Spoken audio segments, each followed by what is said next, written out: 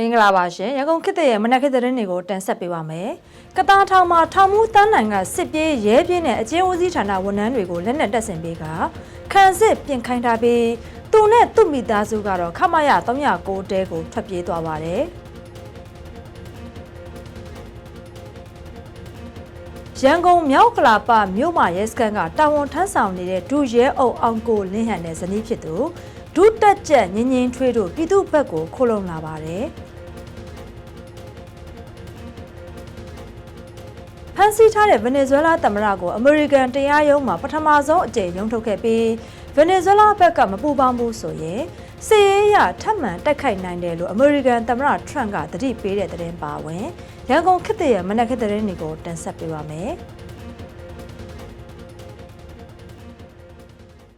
အခုပထမဆုံးတင်ဆက်ပေးခြင်းတဲ့တဲ့ပုတ်ကတော့စကိုင်းတိုင်းကတာအချင်းထောင်မှာထောင်မှုတန်းနိုင်ကစစ်ပြေးရဲပြေးနဲ့အချင်းဦးစီးဌာနဝန်ထမ်းတွေကိုလက်နက်တပ်ဆင်ပေးကခန်းစစ်ပြင်ခိုင်းထားပြီးအဲ့ဒီနောက်မှာတော့သူနဲ့သူ့မိသားစုကတော့ခမရ309တဲကိုထွက်ပြေးသွားတယ်လို့အချင်းဦးစီးဌာနသတင်းမြစ်တွေစီကနေသိရပါတယ်။ဒီဇင်ဘာလ28ရက်နေ့ကနေစတင်ပြီး KIA နဲ့ PDF တွေဥဆောင်တဲ့တော်လှန်ရေးတပ်တွေကကတာမျိုးသိန်းတိုက်ပွဲကိုဆင်နွှဲနေကြတာဖြစ်ပြီးတိုက်ပွဲတွေပြင်းထန်နေရလို့လည်းသိရပါတယ်။လက်ရှိအချိန်ထိကတာမျိုးသိန်းတိုက်ပွဲမှာ9ရက်အထိရှိလာပြီဖြစ်ပြီးတော်လိုင်းတပ်တွေကစစ်တပ်ကိုဝိုင်းဝန်းပိတ်ဆို့ထားဆဲဖြစ်တယ်လို့လည်းသိရပါတယ်။စစ်တပ်ဘက်ကလည်းမြို့ရင်းနဲ့မြို့ပြင်ပါမကြမ်းလေရင်နဲ့ဘုံကျဲတက်ခတ်မှုတွေကိုလှုပ်ဆောင်နေရလို့လည်းသိရပါတယ်။မနေ့ကတော့စစ်တပ်ဟာဇေဒီကုန်းကိုလေရင်နဲ့ဘုံကျဲနေတဲ့အတွက်မီးလောင်နေပြီးကတာအရှိတ်ဘက်ကပလွေရွှေရွာကိုဘုံကျဲတာမှလည်းတားအမိ2ဦးလုံးဟာတေသွားတယ်လို့ကတာမြို့ကန်တအိုးကရှင်းပြပါတယ်။အဲလိုတိုက်ပွဲတွေပြင်းထန်စွာဖြစ်ပွားနေချိန်မှာစစ်တပ်ဟာနန်းစီဒီယန်ဝန်ထမ်းတွေကိုလက်နက်တပ်ဆင်စစ်တပ်ခိုင်းနေတယ်လို့ကတာအကျဉ်းထောင်မှာလည်းထောင်မှုတန်းနိုင်ကစစ်ပြေးရဲပြေးနဲ့အကျဉ်းဦးစီးဌာနဝန်ထမ်းတွေကိုလက်နက်တပ်ဆင်ပေးပြီးစစ်တပ်ခိုင်းမိမဲ့လေသူနဲ့သူ့မိသားစုဝင်တွေကတော့ခမရ309အတွင်းကိုထွက်ပြေးသွားတယ်လို့လည်းသိရပါတယ်။လက်ရှိမှာကတာမြို့သိန်းတိုက်ပွဲမှာပြည်သူအများစုဟာမြို့ရဲကနေစွန့်ခွာသွားပြီးဖြစ်ပေမဲ့လည်းမြို့ရဲမှာဆက်လက်နေထိုင်နေတဲ့ပြည်သူအချို့လည်းရှိနေသလိုစစ်တပ်ရဲ့လက်နက်ကြီးပစ်ခတ်မှုလေရင်နဲ့ဘုံကျဲမှုတွေကြောင့်တေဆုံးတဲ့ပြည်သူတွေလည်းရှိနေပြီးပြည်သူအချို့ရဲ့အလောင်းတွေမှာလည်းကောက်ယူသူမရှိဘဲလမ်းတွေပေါ်မှာရှိနေဆဲဖြစ်တယ်လို့လည်းသိရပါတယ်။ကတာမြို့သိန်းတိုက်ပွဲမှာစစ်တပ်ကခမရ309ကိုအဓိကခံစစ်ဌာနချုပ်အဖြစ်ထားရှိကခုခံနေတာဖြစ်ပြီးအဲ့ဒီနေရာမှာစစ်သားရှမ်းနီ SNA ပြည်သူစစ်ရဲနဲ့နန်းစီဒီယန်ဝန်ထမ်းအင်အား600ဝန်းကျင်နဲ့ဆက်လက်ခုခံနေဆဲဖြစ်တယ်လို့လည်းသိရပါတယ်။စစ်တပ်ဘက်ကလည်းလေကြောင်းကနေရိတ်ခါနဲ့ခရမ်းတွေကြက်ချမှုတွေရှိနေတယ်လို့လည်းကတာမြို့ကန်တွေကပြောပါတယ်ရှင်။ဆက်လက်ပြီးတော့ရန်ကုန်မြို့ဟာသတင်းတပုတ်ကိုကြည့်အောင်ပါရန်ကုန်မြို့မြောက်ကလာပမြို့မှာရဲစခန်းကဒုရဲအုပ်အောင်ကိုလင်းဟန်နဲ့ဇနီးဖြစ်သူဒုရဲအုပ်တက်ကျက်ငင်းငင်းထွေးတို့ဟာပြည်သူ့ဘက်ကိုဗတ်ပြောင်းရက်တည်လာပြီးလက်တလုံးမှာတော့ကရင်ဒီမှာရောက်ရှိနေရလို့အဲ့ဒီရဲနှအုပ်ကိုကူညီနေတယ်ထောက်ဖို့စစ်တီတော်မက်ရွှေဂျိုးကရန်ကုန်ခေတ်သစ်မီဒီယာကိုပြောပါရယ်2025ခုနှစ်စက်တင်ဘာလ15ရက်နေ့ကရန်ကုန်မြို့မရန်ကုန်ခရိုင်မြောက်ကလာပမြို့မှာရဲစခန်းကအမှုစစ်ဒုရဲအုပ်အောင်ကိုလင်းဟန်ရဲ့ဇနီးဖြစ်သူဒုတက်ကျက်ငင်းငင်းထွေးတို့ဟာစစ်အာဏာရှင်ရဲ့ပြည်သူတွေအပေါ်ကို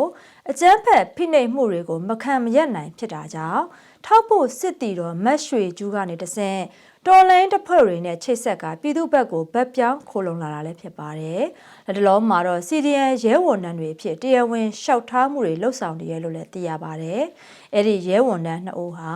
မခံကျင်စိတ်နဲ့ဗတ်ပြောင်းလာတာဖြစ်ပြီးလူတော်မနှဲလွတ်အောင်ပြေးလာရတာကြောင့်လက်နက်တွေခရမ်းတွေလည်းမယူလာနိုင်ဘူးလို့လည်းဆိုထားပါတယ်။ဒါအပြင်အခုလိုဗတ်ပြောင်းလာတာဟာဘာမျောလင်းချက်မှမပါဘူးလို့လည်းသူတို့2ဦးကိုကူညီနေတယ်။ထောက်ဖို့စစ်တီတော်မက်ရွှေဂျိုးကပြပြပါရယ်။ပြည်သူ့ဘက်ကိုဗတ်ပြောင်းခိုလုံလာတဲ့ဒုရဲအုပ်အောင်ကိုလင်းဟန်နဲ့ဇနီးဖြစ်သူဒုတက်ကျက်ငင်းငင်းထွေးတို့ဟာရဲလုတ်တဲ့9နှစ်ကျော်ပြီဖြစ်ပြီးမြောက်ကလာပရဲစခန်းမှာတာဝန်ထမ်းဆောင်နေရတာ9နှစ်ရှိပြီဖြစ်တယ်လို့လည်းသိရပါတယ်ရှင်။ မကွေးရတဲ့တဘောကိုတက်ဆက်ပေးကြပါတယ်။မကွေးတန်းနမောက်မြို့နယ်မှာစစ်သားတွေလိုက်ပါလာတဲ့အိမ်စီးကားနဲ့အကြမ်းဖက်စစ်တပ်စစ်ကြောင်းကိုတိုက်ခတ်ခဲ့ရမှာအရာရှိတအုပ်ပါဝင်စစ်သား9ဦးထက်မနည်းဟာတည်သွားခဲ့ပြီးလက်နက်နှစ်လက်ကိုတင်ဆက်ရရှိခဲ့လို့နမောက်မြို့နယ်ပကဖတာဝန်ခံကိုအစိတ်သေးကရန်ကုန်ခေတ်သစ်မီဒီယာကိုပြပြပါရတယ်။ဇန်နဝါရီလ9ရက်နေ့မနေ့10:00နာရီလောက်မှာနမောက်မြို့နယ်ဂွေကုံကျေးရွာဘက်ကနေထွက်လာတဲ့အင်အား80ခန့်ပါတဲ့စစ်တပ်စစ်ကြောင်းကိုနမောက်မြို့နယ်ပကဖကရဲဘော်တွေက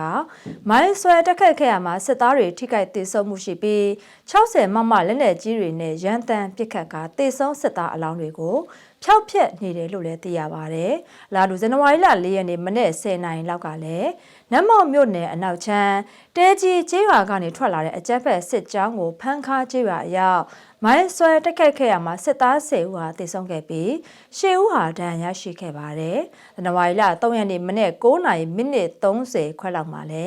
နမောက်မြို့နယ်တဲကြီးကျေးရွာဘက်ကိုဝင်ရောက်လာတဲ့အကြမ်းဖက်စစ်တပ်စစ်ကြောင်းကိုမိုင်းဆွဲတက်ခတ်ခဲ့ရမှာစစ်သား3ဦးဟာသေသွားပြီး6ဦးဟာထိခိုက်ဒဏ်ရာရှိခဲ့လို့လည်းသိရှိရပါတယ်။ဒါ့အပြင်ဇန်နဝါရီလ2ရက်နေ့မနေ့8:00နာရီလောက်ကလည်းနမောက်မြို့နယ်ဆိုင်ကောင်းရွာမွန်လမ်းပိုင်းမှာပြည်သူ့ကာကွယ်တပ်ဖွဲ့ဝင်တွေကလမ်းပိုင်းစစ်ဆေးမှုတွေပြုလုပ်နေစဉ်မှာဆိုင်ကောင်းကျေးရွာဘက်ကနေလာတဲ့အရာရှိတအုပ်ပါဝင်စစ်သား3ဦးလိုက်ပါလာတဲ့ကားတစ်စီးကိုပစ်ခတ်တိုက်ခိုက်ခဲ့ပါတယ်။အဲဒီတိုက်ခိုက်မှုအတွင်းမှာအရာရှိတအုပ်ပါဝင်စစ်သား2ဦးဟာသေဆုံးခဲ့ရပြီး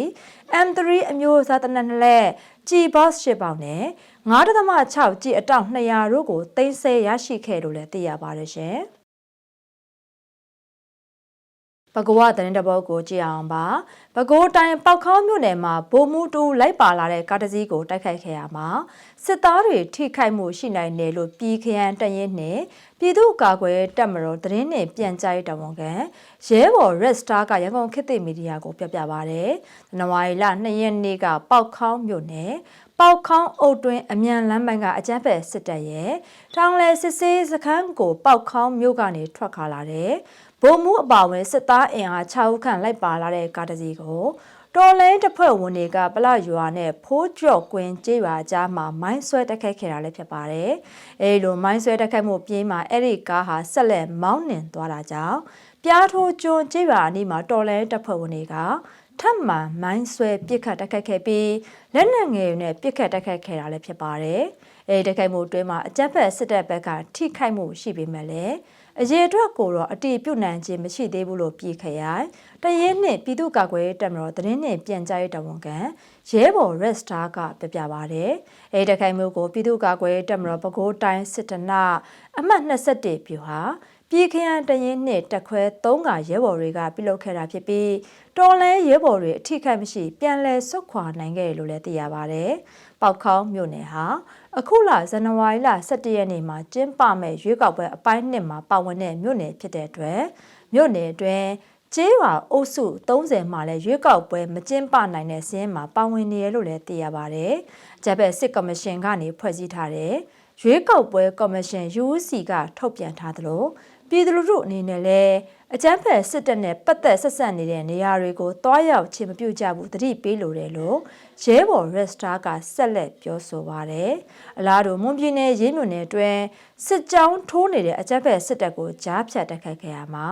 စစ်သားတအုပ်ဟာတေဆုံးခဲ့ကြောင်းကိုတပင်းရွှေထီးကိုကြိုက်ပြည်သူ့ကာကွယ်ရေးတပ်ကတာဝန်ရှိသူတို့ကရန်ကုန်ခေတ်သစ်မီဒီယာကိုပြပြပါရတယ်။ဇန်နဝါရီလ3ရက်နေ့ကရေးမြို့နယ်အတွင်းစစ်ကြောင်းထိုးလာတဲ့ခမရ106တရင်ကအင်အား200ခန့်ပါတဲ့အကြမ်းဖက်စစ်ကြောင်းကို KNL တပ်မဟာ6တရင်29ခွဲ1တပင်းရွှေထီးကိုကြိုက်ပြည်သူ့ကာကွယ်ရေးတပ်ကကြားဖြတ်တိုက်ခိုက်ခဲ့ရမှာတိုက်ပွဲအတွင်းမှာအကြမ်းဖက်စစ်တပ်ဘက်ကစစ်သားတအုပ်ဟာတေဆုံးပြီးတော်လဲရဲဘော်တွေကတော့အထိခိုက်မရှိပြန်လည်ဆုတ်ခွာနိုင်ခဲ့လို့လည်းသိရပါတယ်ရှင်။ AR တိုင်းအသတင်းတပုတ်ကိုတင်ဆက်ပေးကြပါမယ်။ AR တိုင်းပသိမ်ခရိုင်တွင်းတိုက်ပွဲတွေမှာစစ်မှုထမ်းတပ်သားတစ်တွေထိခိုက်ဒေဆုံးမှုတွေများပြားနေတာကြောင့်စစ်မှုထမ်းတပ်သားတစ်တွေကိုအတင်းအဓမ္မဆက်လက်စုဆောင်းပြီးတင်နန်းအမြန်ပေးကရှေ့တန်းကိုစစ်လွတ်နေတယ်လို့ဒေသစစ်ရေးသတင်းမြစ်တွေကပြောပါတယ်။ပသိမ်ခရိုင်တာပေါင်းလေးမျက်နှာ အင်္ဂပူပသိမ်ရေကြီး9မြို့တွေမှာအာရခတက်တော်အေပူပေါင်းတက်တွေနဲ့အကြမ်းဖက်စစ်တပ်ကြားမှာတိုက်ပွဲတွေဖြစ်ပွားနေပြီးအကြမ်းဖက်စစ်တပ်ဘက်ကထိခိုက်ဒဏ်ရာရတာတွေသေဆုံးတာတွေများပြားနေတယ်လို့လည်းသိရပါတယ်။ဒါကြောင့်အဲ့ဒီမြို့နယ်တွေကရှေ့တန်းစစ်မျက်နှာတွေကိုစစ်မှုထမ်းတပ်သားတစ်တွေကိုဆစ်လွတ်နေတာလို့လည်းသိရပါတယ်။ဒေသခံစစ်ရေးသတင်းမြစ်ပြောတာကတော့အတွေ့အကြုံမရှိတဲ့စစ်မှုထမ်းတပ်သားတစ်တွေကိုရခိုင်ရိုးမအဆက်မြို့နယ်တွေကတိုက်ပွဲတွေကိုပို့တာကြောင့်ဒဏ်ရာရတာတွေသေဆုံးတာတွေများနေတယ်လို့အခုတော့စေယုံတွေမှာခြေထောက်တွေဖျက်ရတာတွေရောနဲ့မိသားစုတွေစိတ်ဆင်းရဲနေရပြီလို့လည်းပြောပါတယ်။လက်ရှိမှာတော့ပသိမ်နာတာခရွှေမြင့်တင်အမှတ်6စစ်အခြေခံလေ့ကျင့်ရေးတပ်ကတပ်သားသစ်18ယောက်ဟာဒဏ်ရာရရှိတဲ့အတွက်အနောက်တောင်တိုင်းစစ်တနာကျော်စစ်မြေပြင်စစ်တပ်ရင်မဆရ4ကိုပို့ဆောင်ထားတယ်လို့လည်းဒေသခံတွေကပြောပါတယ်။ဒဏ်ရာစစ်မှုရန်တစ်တွေရဲ့မိသားစုဝင်တွေကိုအကြမ်းဖက်စစ်တပ်ရဲ့နာတာခကအကြောင်းကြားတာကြောင့်မိသားစုဝင်တွေဟာအနောက်တောင်တိုင်းစစ်တနာကျော်နာတာခရဲ့မဆရ4ကိုလိုက်သွားကြပေမဲ့လည်းဂယုတဆိုင်ကုသပေးတာမရှိတဲ့အပြင်ဆရာဝန်တွေမလုံလောက်မှုနဲ့တူနာပြုတ်လိုအပ်ချက်တွေရှိနေကြောင်းဒေသခံတွေစီကနေရန်ကုန်ခေတ်သစ်မီဒီယာကသိရပါဗျ။စေယုံမှာစစ်မှုရန်တပ်သားဒဏ်ရာရရှိသူ18ယောက်ရှိပြီးခြေထောက်ဖက်ရသူ9ယောက်ရှိကစေဝါကုသမှုမခံရသေးတာကြောင့်မိသားစုဝင်တွေဟာစိတ်ပူနေကြကြောင်းနှိစက်သူတွေစီကနေသိရပါတယ်ရှင်။မကွေးရသတင်းတပုတ်ကိုတင်ဆက်ပေးကြပါမယ်။မကွေးအကျဉ်းထောင်မှာနိုင်ငံရေးအကျဉ်းသား35ဦးကိုထောင်အာဏာပိုင်တွေကရိုက်နှက်ကမတရားတိုက်ပိတ်ထားတယ်လို့မြန်မာနိုင်ငံလုံးဆိုင်ရာနိုင်ငံရေးအကျဉ်းသားများကွန်ရက် PPN ကဗဟိုဦးဆောင်ကော်မတီဝင်ကိုတိုင်ထွန်းကရန်ကုန်ခေတ်သစ်ကိုပြောပါရယ်2025ခုနှစ်ဒီဇင်ဘာလ10ရက်နေ့ကမကွေးအကျဉ်းထောင်ကအမျိုးသားဆောင်၄ကနိုင်ငံရေးအကျဉ်းသားတွေကိုအကျဉ်းထောင်တစ်ခုလုံးကစားပြေးသားပကံတွေကို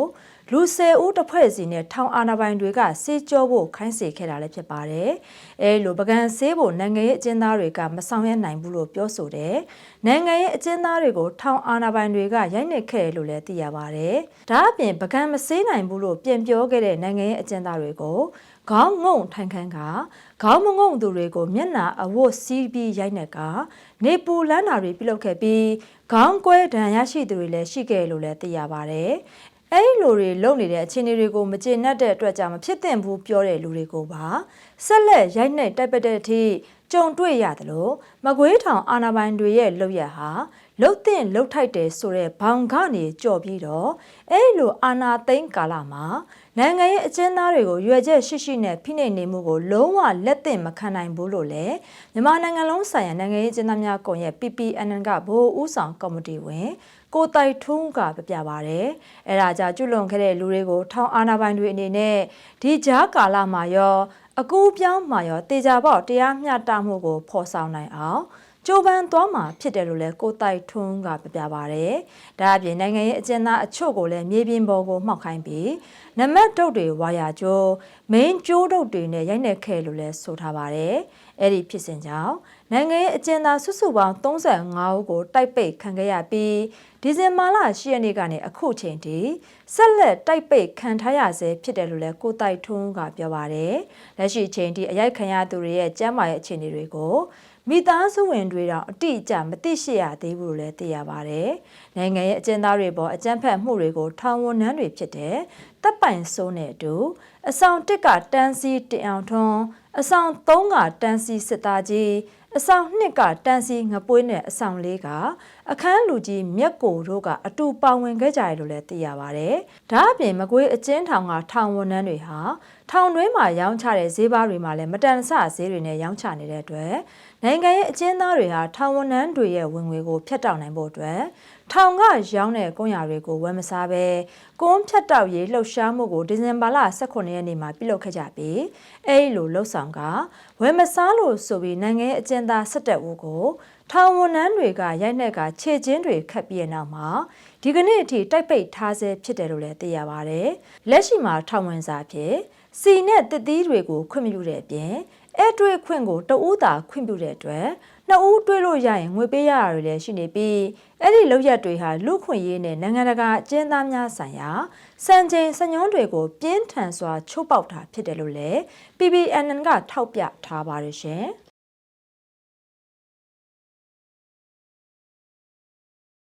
ချင်းပြည်နယ်သတင်းတပုတ်ကိုတင်ဆက်ပေးကြပါမယ်။ချင်းပြည်နယ်ဟာခမြို့နယ်ကိုတိုက်ပွဲဖြစ်ပွားခြင်းမရှိပဲစစ်တပ်ကလေရင်နဲ့ပုံကျဲချခဲ့ရမှာကလေးငယ်2ဦးနဲ့မိခင်ဖြစ်သူဟာတေဆုံးခဲ့ပြီးတဲ့နောက်မှာဖခင်ဖြစ်သူလည်းဒါဇာရရှိထားတာတွေနဲ့ပြင်းထန်မှုကြောင့်ကွယ်လွန်သွားပြီဖြစ်တယ်လို့လည်း CNA စီးသတင်းမြေကရောင်းခေတ်တဲ့မီဒီယာကိုပြပြပါရယ်။ပြီးခဲ့တဲ့ဇန်နဝါရီလ4ရက်နေ့ည7:00နာရီဝန်းကျင်အချိန်မှာချင်းပြည်နယ်ဟာခမြို့နယ်ဟောတာရွာနဲ့ဟိုင်ဖိုင်ရွာကျေးရွာကိုအကြမ်းဖက်စစ်တပ်ကတိုက်ပွဲဖြစ်ပွားခြင်းမရှိပဲလေရင်နဲ့ဘုံကျဲချခဲ့တာလည်းဖြစ်ပါတယ်။အဲဒီလိုဘုံကျဲချမှုကြောင့်ဟောတာရွာကနေအိမ်ပေါ်ကိုဘုံကျရောက်ပောက်ကွဲသွားခဲ့ပြီးကလေးငယ်2ဦးနဲ့မိခင်ဖြစ်သူစုစုပေါင်း3ဦးဟာတေဆုံးသွားခဲ့ရတာပါ။ဒါအပြင်ဖခင်ဖြစ်သူမှလည်းဒဏ်ရာအပြင်းထန်ရရှိပြီးတဲ့နောက်မှာမနေ့ကနေ့လယ်ပိုင်းမှာရရှိထားတဲ့ဒဏ်ရာတွေနဲ့ကွယ်လွန်သွားတယ်လို့လည်းသိရပါတယ်။တေဆုံးသွားတဲ့သားမိ3နဲ့ဖခင်ဖြစ်သူကိုလည်းမနေ့ကတကြိုလိုက်ပြီးဖြစ်တယ်လို့လည်းသိရပါတယ်။ဟာခမြို့နယ်ဟောတာရွာကိုဘုံကျဲခဲ့တယ်လို့စစ်တပ်ရဲ့လေရင်နဲ့ဘုံကျဲမှုကြောင့်ဟိုင်ဖိုင်ကျေးရွာမှာလည်းထိခိုက်ပျက်စီးမှုတွေရှိခဲ့ပြီးအခြေအနေကိုတော့ဆက်လက်စုံစမ်းနေဆဲဖြစ်တယ်လို့စစ်တပ်ကဟာခမြို့နယ်အပါအဝင်ချင်းပြည်နယ်မြို့နယ်တွေမှာလည်းလေကြောင်းတိုက်ခတ်မှုတွေကိုအရှိန်ဟုန်နဲ့လှုပ်ဆောင်လာတာဖြစ်တယ်လို့လည်းဒေသပြည်သူတွေစီကစုံစမ်းသိရပါတယ်ရှင်။ဆက်လက်ပြီးတော့နိုင်ငံတကာကသတင်းတွေကိုလည်းတင်ဆက်ပေးကြပါမယ်။အမေရိကန်တပ်ဖွဲ့တွေရဲ့ဖမ်းဆီးခြင်းကိုခံခဲ့ရတဲ့ဗင်နီဇွဲလားသမ္မတနီကိုလတ်စ်မာရိုဒိုဟာတနင်္လာနေ့ဇန်နဝါရီလ9ရက်နေ့မှာအမေရိကန်တရားရုံးမှာပထမဆုံးအကြိမ်ဖြစ်ရုံးထုတ်ခဲ့ပြီးတစ်ဖက်မှာလည်းသမ္မတထရန့်ကဗင်နီဇွဲလားဘက်ကအလိုက်အသင့်မပူပေါင်းမှုဆိုရင်နောက်ထပ်စစ်ရေးရကျူးကျော်မှုတွေကိုထပ်လုပ်ဖို့အသင့်ရှိနေကြောင်းပြောကြားလိုက်ပါတယ်။ထရန့်ရဲ့ပြင်းထန်တဲ့ရာဇသံအနေနဲ့ဗင်နီဇွဲလားကရေနံလုပ်ငန်းတွေမှာအမေရိကန်အတွက်ဖွင့်ပြဖို့နဲ့မွေးရစေဝါကုန်ကူးမှုတွေကိုရပ်တန့်ဖို့အတွက်ပူးပေါင်းဆောင်ရွက်ခြင်းမရှိရင်နောက်ထပ်ဘုံကျဲတက်ခတ်မှုတွေလှုပ်ဆောင်ဖို့အတွက်အမိန့်ပေးနိုင်တယ်လို့လည်းဆိုထားပါတယ်။ဒါအပြင်ထရန့်ကကိုလံဘီယာနဲ့မက္ကဆီကိုနိုင်ငံတွေကိုလည်းတတိပေးလိုက်ပါသေးတယ်။အဲ့ဒီနိုင်ငံတွေကနေအမေရိကန်တဲ့ပုံမွေးရစေဝါတွေစီးဝင်နေတာကိုမတားဆီးနိုင်ရင်စစ်ရေးအရအရေးယူသွားမယ်လို့လည်းချင်းချောက်လိုက်တာပါ။ကျူးဘားနိုင်ငံနဲ့ပတ်သက်ပြီးတော့လဲကွန်မြူနစ်အစိုးရဟာသူ့အလိုလိုပြိုလဲတော့မဲ့ပုံပဲလို့သမ္မတထရန့်ကမှတ်ချက်ပေးခဲ့ပါတယ်။ဖလော်ရီဒါကနေဝါရှင်တန်ကိုအပြန်လေယာဉ်ပေါ်မှာထရန့်ကသူတို့ဗင်နီဇွဲလားခိုးသွားတဲ့အရာတွေကိုငါတို့ပြန်ယူနေတာအခုတော့ငါတို့ပဲအုပ်ချုပ်တော့မှာလို့အတိအလင်းပြောကြားခဲ့ပါတယ်။အမေရိကန်ရေနံကုမ္ပဏီတွေဗင်နီဇွဲလားကိုပြန်သွားပြီးရေနံလုပ်ငန်းတွေကိုဒေါ်လာဘီလီယံနဲ့ချီရင်းနှီးမြှုပ်နှံပြီးပြန်လည်တိဆောက်လိုက်မယ်လို့လည်းသူကဆိုပါတယ်။အသက်63နှစ်ရှိပြီဖြစ်တဲ့ဗင်နီဇွဲလားသမ္မတမာရိုဒိုကတော့မွေးရစေဝါကုန်ကူးတဲ့အဖွဲ့တွေကိုကူညီပေးမှုစစ်တပ်ကိုသုံးပြီးမွေးရစေဝါတည်ယူပို့ဆောင်ရေးလမ်းကြောင်းတွေကိုကာကွယ်ပေးမှုစတဲ့ရာဇဝတ်မှုတွေနဲ့တရားစွဲဆိုခံထားရတာပါ။အခုရုံးထုတ်မှုမှာသူ့ရဲ့ဇနီးဖြစ်သူဆီလီယာဖလော်ရက်စ်ကလည်းပါဝင်မှဖြစ်ပြီးသူ့ကိုတော့လူပြန်ပေးဆွဲမှုနဲ့လူသတ်မှုတွေကိုအမိန့်ပေးခဲ့တယ်လို့ဆွဆွဲခံထားတာလည်းဖြစ်ပါတယ်။လက်ရှိမှာတော့ဗင်နီဇွဲလားရဲ့အခြေအနေမှာဗင်နီဇွဲလားနိုင်ငံထဲမှာတော့မာဒူရိုရဲ့အစိုးရအဖွဲ့တွေဟာအာဏာကိုဆက်လက်ဆုပ်ကိုင်ထားဆဲဖြစ်ပြီးဒုသမ္မတဟောင်းကဂျားဖြတ်ခေါင်းဆောင်ဖြစ်တာဝန်ယူထားပါတယ်။သူကတော့မာဒူရိုဟာတရားဝင်သမ္မတအဖြစ်ရှိနေဆဲဖြစ်ကြောင်းနဲ့အမေရိကန်ရဲ့လုပ်ရက်ဟာရိုင်းဆိုင်တဲ့ပြန်ပေးဆွဲမှုသာဖြစ်တယ်လို့လည်းတုံ့ပြန်ထားပါတယ်။လွန်ခဲ့တဲ့38နှစ်ကပနားမားနိုင်ငံကိုအမေရိကန်ဝင်ရောက်ကျူးကျော်ခဲ့ပြီးတဲ့နောက်မှာလက်တင်အမေရိကမှာအကြီးမားဆုံးနဲ့အငင်းပွားစရာအကောင်းဆုံးစစ်ရေးဆွတ်ဖက်မှုဖြစ်လာပါတယ်။ကမ္ဘာရေနံဈေးနှုန်းမှာလည်းဒီကရက်တွေကြောင့်တက်လာနေပြီးကုလသမဂ္ဂလုံခြုံရေးကောင်စီကလည်းဒီကိစ္စကိုအရေးပေါ်ဆွေးနွေးဖို့ပြင်ဆင်နေပါတယ်ရှင်။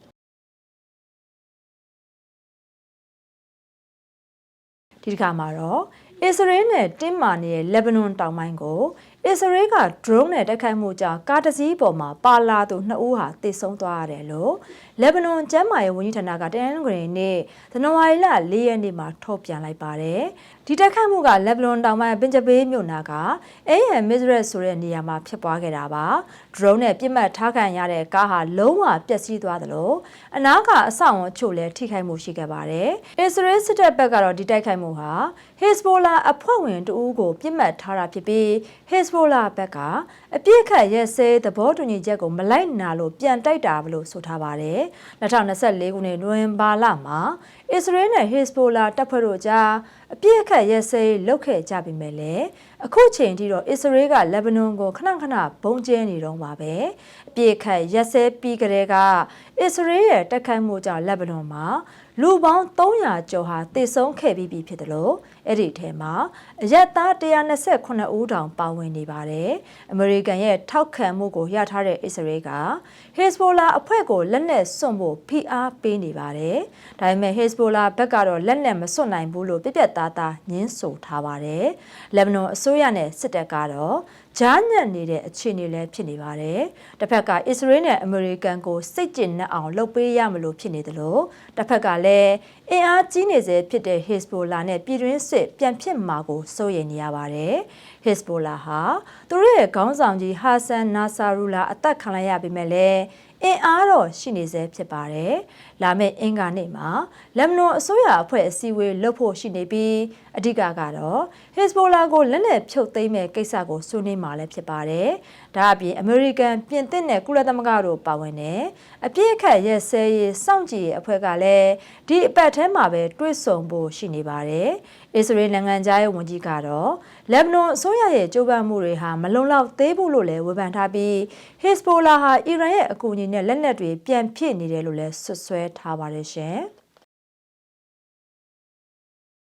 အခုနောက်ဆုံးတက်ဆက်ပေးခြင်းတဲ့တဲ့ပုတ်ကတော့2025ခုနှစ်အတွင်းမှာဗီယက်နမ်နိုင်ငံရဲ့စီးပွားရေးဟာ8%အထိအရှိန်အဟုန်နဲ့တိုးတက်လာခဲ့တယ်လို့အစိုးရရဲ့ကနဦးအချက်လက်တွေကသိရှိရပါတယ်။အထူးသဖြင့်အမေရိကန်သမ္မတထရန့်အစိုးရကဗီယက်နမ်ကုန်ပစ္စည်းတွေပေါ်သွင်းကုန်ခွန်20%ကိုတိုးမြင့်ကောက်ခံခဲ့ပေမဲ့လည်းဗီယက်နမ်ရဲ့ပို့ကုန်ကဏ္ဍကတော့အထိခိုက်မရှိဘဲအမေရိကန်နဲ့ကုန်သွယ်မှုမှာစံချိန်တင်အမျက်ထွက်ခဲ့တာလည်းဖြစ်ပါတယ်။ပြီးခဲ့တဲ့2025ခုနှစ်မှာဗီယက်နမ်ရဲ့စုစုပေါင်းပို့ကုန်ဟာ19%အထိတိုးတက်ခဲ့ပြီးအမေရိကန်ဒေါ်လာ485ဘီလီယံဘိုးအထိရှိခဲ့ပါတယ်။အဲ့ဒီထဲမှာအမေရိကန်နိုင်ငံကိုတင်ပို့မှုကဒေါ်လာ153ဘီလီယံအထိရှိခဲ့တဲ့အတွက်2024ခုနှစ်ဟာစံချိန်တင်119.5ဘီလီယံကိုကျော်ဖြတ်သွားခဲ့ပါတယ်။အမေရိကန်နဲ့ကုန်သွယ်ရာမှာလည်းဗီယက်နမ်ဘက်ကဒေါ်လာ134ဘီလီယံနီးပါးအမြတ်ထွက်ခဲ့တာဖြစ်ပြီးဒါဟာအရင်ကမရှိဘူးသေးတဲ့စံချိန်သစ်တစ်ခုလည်းဖြစ်နေပါတယ်။ဗီယက်နမ်ဟာကမ္ဘာအီလက်ထရောနစ်အထည်အလိပ်နဲ့ဖက်နက်လုပ်ငန်းတွေမှာအရေးပါတဲ့နေရာကနေရှိနေပါတယ်။ Samsung, Apple လိုကုမ္ပဏီကြီးတွေဟာတရုတ်ကလာတဲ့ကုန်ကျန်းတွေကိုသုံးပြီးဗီယက်နမ်မှာအချောထည်ထုတ်လုပ်ကအမေရိကန်ကိုအဓိကတင်ပို့နေတာလည်းဖြစ်ပါတယ်။ဒီအချက်ကိုထရန့်အစိုးရကသဘောမကျပဲဗီယက်နမ်ဟာတရုတ်ပစ္စည်းတွေကိုအမေရိကန်ထိရောက်အောင်ဂျားကန်ပို့ဆောင်ပေးနေတဲ့နေရာဖြစ်နေတယ်လို့လည်းဆွဆွဲထားပါတယ်။ဒီလိုဂျားကန်ပို့တဲ့ပစ္စည်းတွေကို40%အထိအခွန်ကောက်မယ်လို့လည်းချိန်ချောက်ထားပါသေးတယ်။ရှေ့လုပ်ငန်းစဉ်တွေဖြစ်ဗီယက်နမ်အစိုးရက2026ကနေ2030အတွင်းမှာတစ်နှစ်ကိုစီးပွားရေး10%အထိတိုးတက်ဖို့ရည်မှန်းထားပါတယ်။ဒါအပြင်ပြည်ပပို့ကုန်တစ်ခုတည်းကိုပဲအာမကိုပဲပြည်တွင်းစားသုံးမှုနဲ့အခြေခံအဆောက်အုံတိစောက်ရေးလုပ်ငန်းတွေမှာလည်းအစိုးရကငွေကိုပိုသုံးပြီးစီးပွားရေးကိုထိန်းကျောင်းနေပါတယ်။အမေရိကန်ကအခွန်တွေကိုတိုးပြီးဖိအားပေးနေပေမဲ့လည်းဗီယက်နမ်ကတော့ကမ္ဘာကုန်ထုတ်လုပ်မှုကွင်းဆက်မှာမရှိမဖြစ်နေရာကိုရောက်ရှိနေတဲ့အတွက်စီးပွားရေးကဇက်တိုက်တက်နေတာပဲဖြစ်ပါတယ်ရှင်။ဟုတ်ကဲ့ပါရှင်ဒါကတော့ရန်ကုန်ခေတ်သစ်ရဲ့မနက်ခင်းသတင်းတွေကိုတင်ဆက်ပေးရပါကြည့်ရှုပေးရတဲ့ကျေးဇူးတင်ပါတယ်ရှင်ကျွန်မမြပါ